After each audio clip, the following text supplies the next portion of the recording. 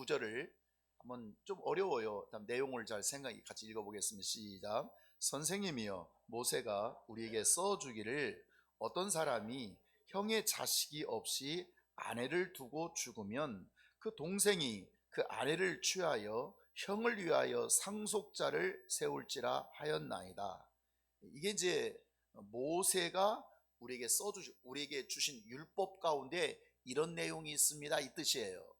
이 내용을 똑같이 신명기 25장 5절에서 이제 같이 말씀하고 있는 시작. 형제들이 함께 사는데 그중 하나가 죽고 아들이 없거든 그 죽은 자의 아내는 나가서 타인에게 시집가지 말 것이요, 그 형제가 그에게로 들어가서 그를 맞이하여 아내로 삼아 그 남편의 형제된 의무를 그에게다 행할 것이요. 무슨 뜻이냐면, 큰형님이 아내가 있었어요. 큰형님이 상속자도 없이 죽어버린 거예요. 그러면 그 아내는 다른 사람에게 시집가지 말고 누구한테 하면 그 둘째 동생에게 시집가라는 거예요. 둘째 동생에게. 그런데 그렇게 해서 이제 상속을 이으면 괜찮은데 또 보니까 얘기니까요, 둘째 동생이 죽어버렸어요. 그러면 이제 누구한테 가야 되겠어요? 셋째한테 이렇게 가서 상속을 이어라. 이게 지금 모세 율법이에요. 지금 신명기에 그렇게 말씀하고 있어요. 그러면서 이제 얘기를 만들어 가는데 지금 20절입니다. 7 형제가 있었어요. 지금 누가 질문하는 거죠? 사두개인들이. 이 사람은 뭐 하는 사람들이에요? 부활이 없다, 부활을 믿지 않는 사람들이에요. 뭐 부활이 뭐 있어, 그냥 죽으면 그만이지, 이런 사람들이 지금 질문하는 거예요. 형제가 7 있는데 예수님, 그런데 그 형제가 마지 아내를 취하여 결혼을 했는데 상속자가 없이 죽었습니다. 그래서 모세 율법대로 둘째가 했습니다. 또 죽었습니다. 그 형제가. 그 셋째 했습니다. 또 죽었습니다. 넷째 또 죽었습니다. 그렇게 해서 7번째 23절입니다. 7이 다 그 아내를 취하였으니. 이해하시겠죠? 부활 때에 그들이 살아나면 그 중에 그 여인은 누구의 아내가 되겠습니까?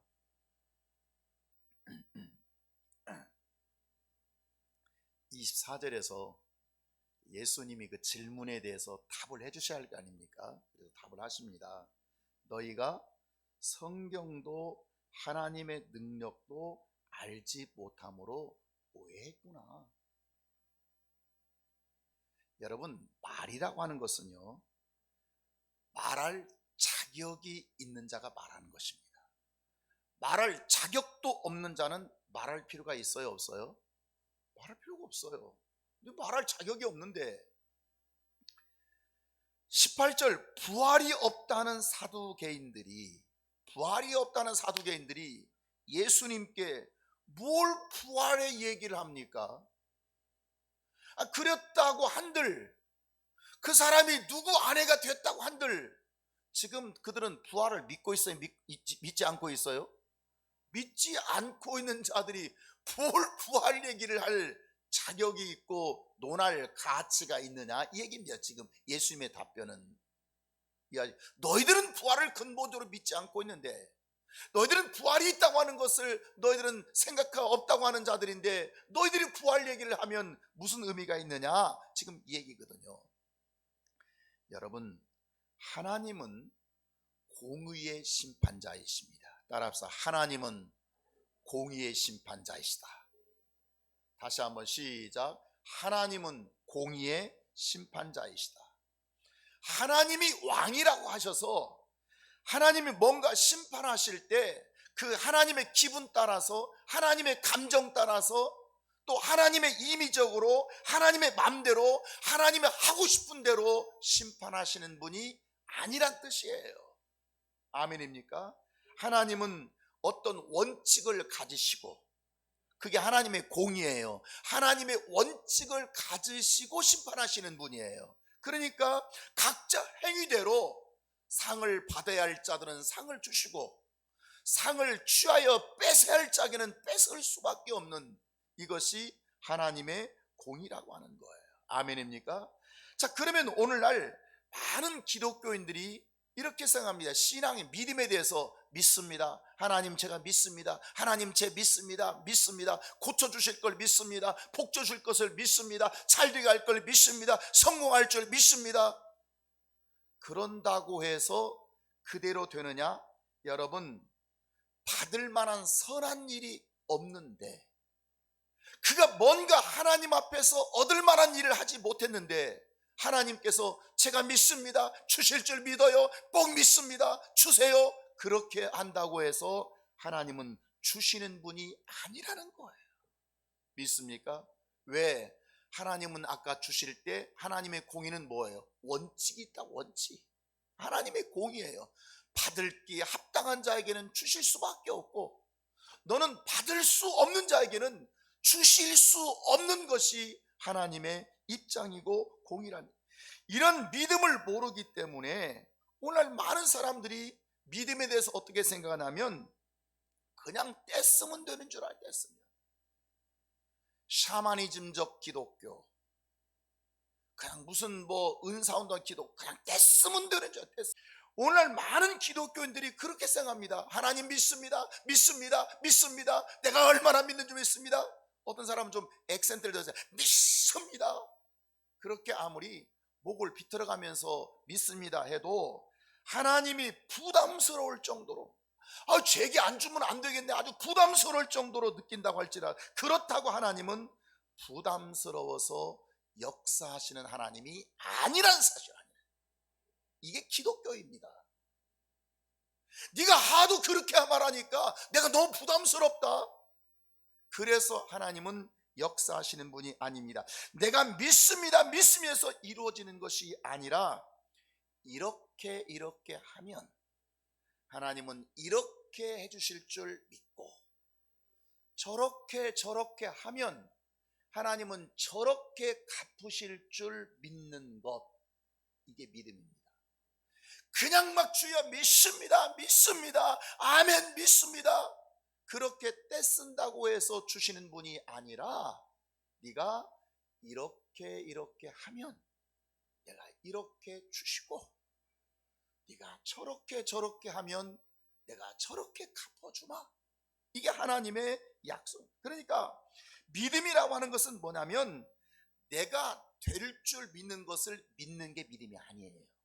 오늘 많은 사람이 자기를 믿어버려요.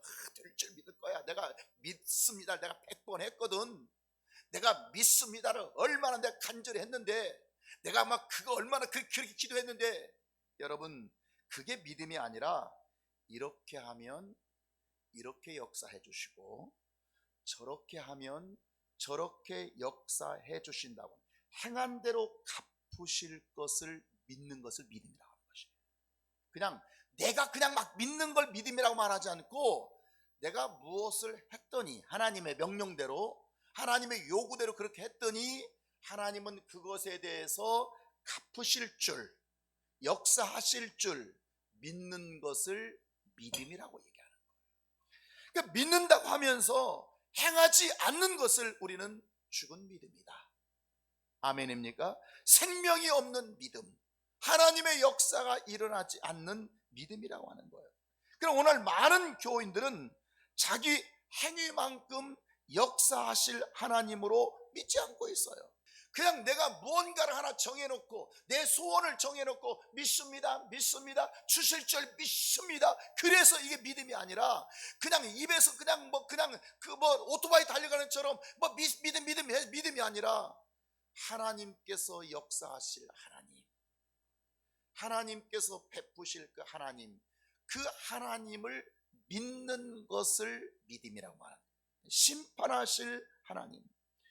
그래서 행하지 않는 자들에게, 아무것도 이렇게 저렇게 행하지 않는 자들이 믿습니다를 100번 하고 1000번을 한다고 할지라도 그 속에는 하나님의 역사가 나타나지 않습니다. 그들이 생각하는 믿음 위의 역사는 나타나지 않습니다.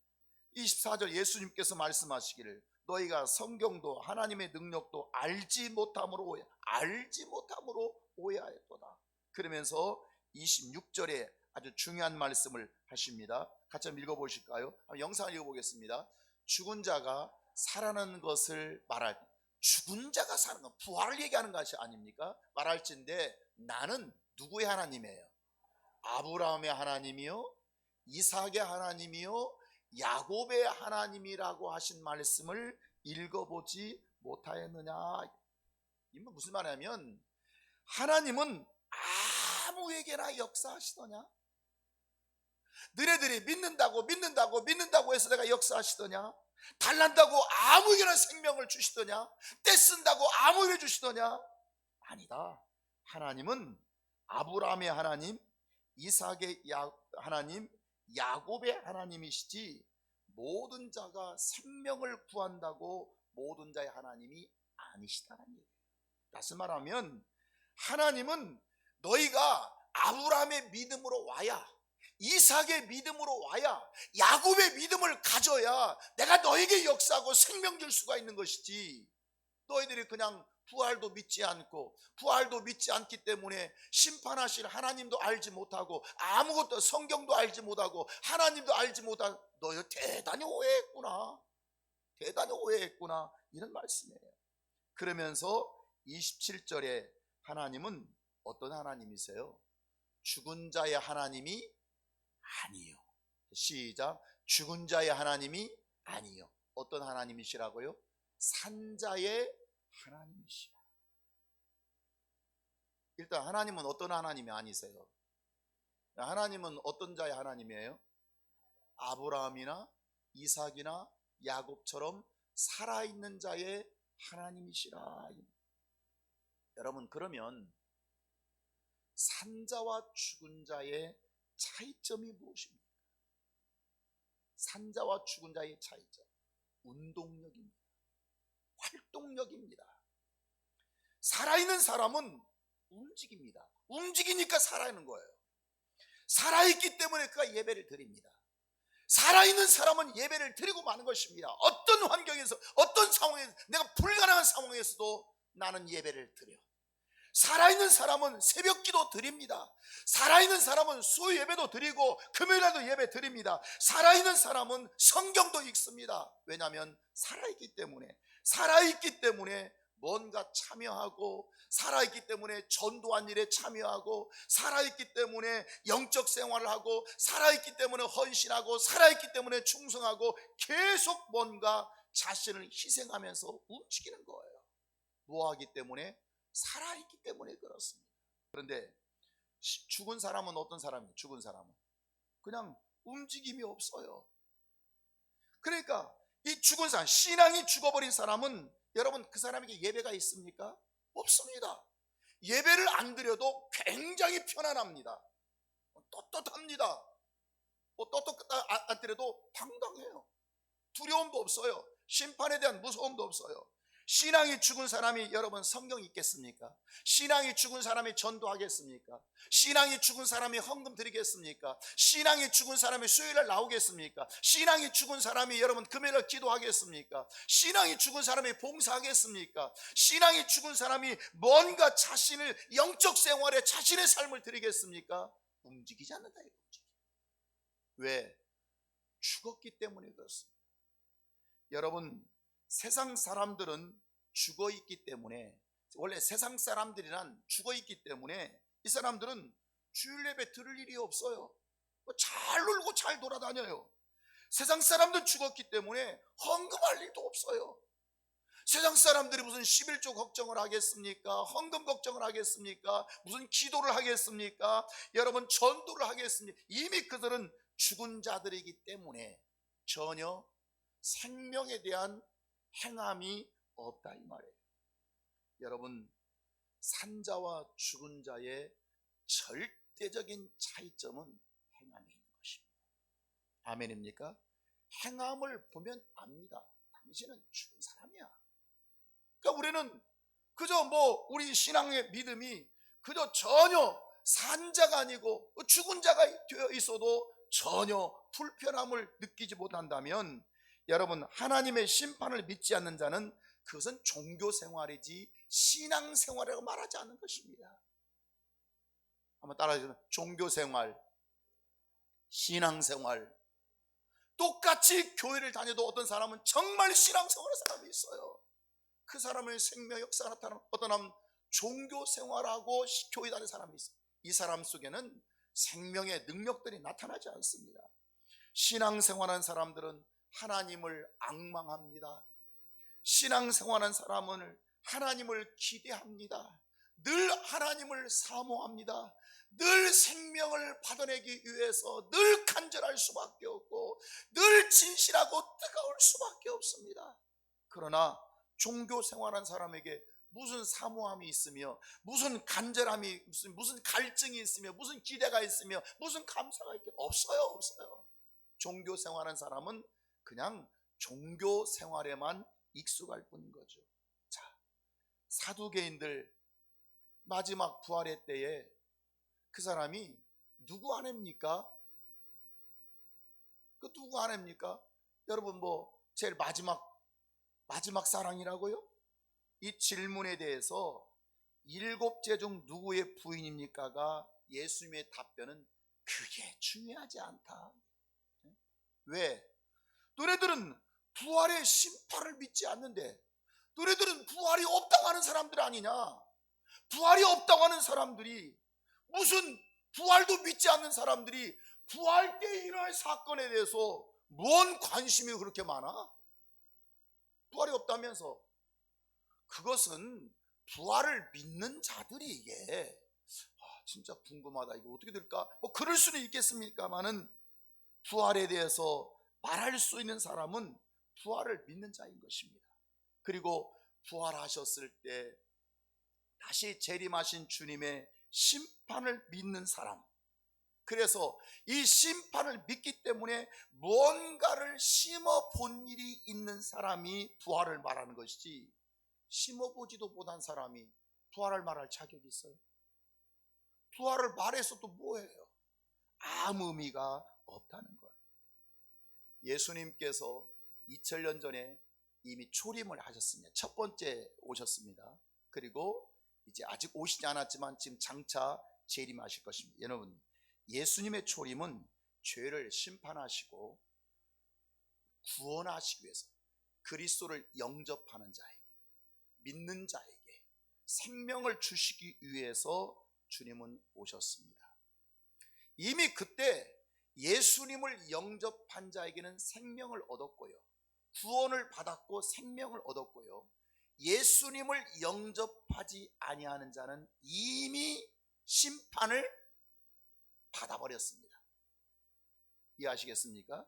자, 그러면 예수님의 재림은 어떤 사람이 기다리겠습니까? 죄와 상관이 있는 사람이 기다리겠습니까? 죄와 상관이 없는 사람이 기다리겠습니까? 죄와 상관이 없는 사람이 기다립니다. 이미 죄와 상관이 있는 사람은 예수님의 초림 때 영접하지 아니함으로 이미 벌써 심판을 받았느니라 해버렸습니다. 끝나버린 인생이에요. 그러나 예수님의 재림은 죄와 상관이 없는 사람이 기다리는 거예요. 왜냐하면 재림은 죄를 사해 주시기 위해서 오시는 것이 아니라 하나님 앞에 상 받을 일을 한 사람들이 상 주시기 위해서 오시기 때문이에요. 이해하시겠어요? 이거 구분하셔야 돼요.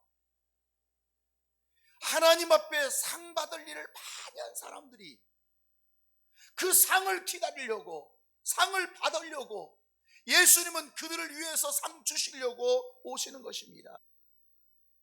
사도 바울이 내가 그리스도를 위해서 산 이유, 내가 그리스도를 위해 산 것은 부활 때문이다. 내가 그리스도를 위해서 죽기도 하고 배고프기도 하고 매를 맞기도 하고 정말 그 동족의 위험을, 강도의 위험을 만나기도 하고, 그것은 무엇 때문이라죠? 부활의 주님 때문에. 다시 말하면 그것이 내가 하나님 앞에 상 받을 일이 있기 때문이랍니다. 그래서 27절에 다시 한번 하나님은 어떤 하나님이 아니시요? 죽은 자의 하나님이 아니에요. 어떤 자의 하나님이시라고요? 산자의 하나님. 그런데 너희가 크게 오해했구나. 어? 너희들처럼 죽어버린 자의 하나님이 아니야. 살아있는 자. 여기 산자란 행함이 있는 신앙, 부활을 기다리고 재림을 기다리는 신앙, 부활을 믿고 재림을 기다리는 사람이 산자가 되는 것이고, 여러분들이 산자의 하나님, 나는 산자의 하나님이다, 나는 아브라함의 하나님이요 이삭의 하나님이요 야곱의 하나님이라, 너희가 아브라함 같은, 이삭 같은, 야곱 같은 믿음으로 있을 때 나는 살아있는 자의 하나님이 되지 죽은 자의 하나님은 되지 않는다. 내가 산자가 되어 있기를 주의 이름으로 축원합니다.